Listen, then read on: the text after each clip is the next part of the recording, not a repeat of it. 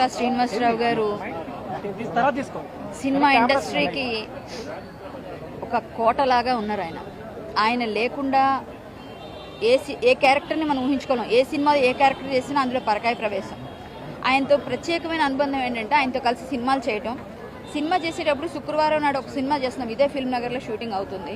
ఆ చివర ఆ రోజు శుక్రవారం నా రెమ్యూనరేషన్లో ఇదిగోండి అని చెప్పి మాకు అందరికీ ఆడవాళ్ళందరికీ 500 రూపాయలు నోట్ ఇచ్చి మీరు దాచుకోండి, మీకు మంచి జరుగుతుంది, మీరు గాజులు వేయించుకోండి అని చెప్పారు. మంచి సంస్కారం, అసలు తెలుగు భాషాభిమానం. నేను ఎప్పుడు రెగ్యులర్గా వస్తాను వాళ్ళ ఇంటికి, రెగ్యులర్గా వచ్చి ప్రతి పుట్టినరోజుకి వస్తాను. మామూలుగా కూడా ఇటు వెళ్తుంటే వస్తాను, ఎందుకంటే పెద్దవాళ్ళని పలకరించాలి. ఆయన నన్ను విని పిలిచి పాటలు పాడించుకొని విని కళ్ళ వెంట నీళ్లు కార్చి అంత బాగా పాడేవే కళ్యాణి అనేవారు. నేను ఒక సీరియల్లో విలన్ వేషం వేస్తుంటే నాకు అతిపెద్ద అవార్డు అని ఫీల్ అవుతాను. ఆయన ఫోన్ చేసి చాలా బాగా చేసావు వేషం కళ్యాణి, నువ్వు చాలా మంచి విలన్గా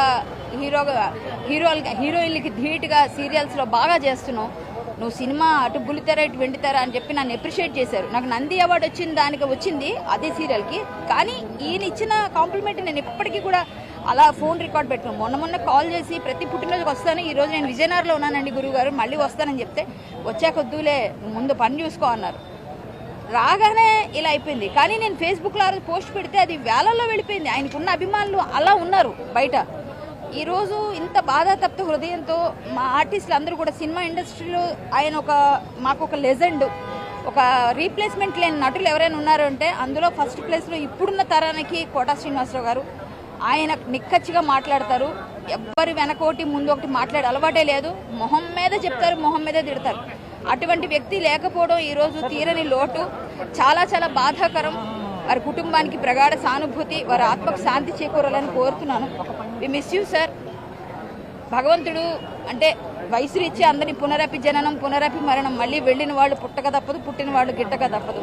తెలిసినప్పటికి కూడా ఒక మనిషి ఆత్మీయుడు ఇంట్లో మనిషి వెళ్ళిపోతే ఎంత పెయిన్ ఉంటుందో అంత బాధ ఉంది. మాకు రెగ్యులర్గా వచ్చి ఫిల్మ్ నగర్ వస్తే కోటగారింటికి కలవకుండా వెళ్ళను, ఈరోజు ఇక్కడికి వస్తే ఆయన కనిపించరు. చాలా బాధ.